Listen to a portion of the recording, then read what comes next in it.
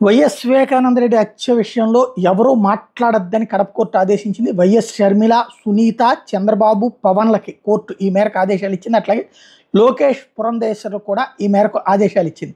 వివేక హత్యని ప్రస్తావించొద్దని ఆదేశాలు ఇచ్చింది. వైఎస్ వివేక హత్య ప్రస్తావన మీద కడప కోర్టుని ఆశ్రయించాడు వైసీపీ నేత సురేష్ బాబు. ప్రతివాదులుగా షర్మిల, సునీత, చంద్రబాబు, లోకేష్, పురంధేశ్వరి, పవన్, రవీంద్రనాథ్ రెడ్డిని చేర్చుకొచ్చారు. పిటిషనర్ తరపున నాగిరెడ్డి వాదనలు వినిపించారు.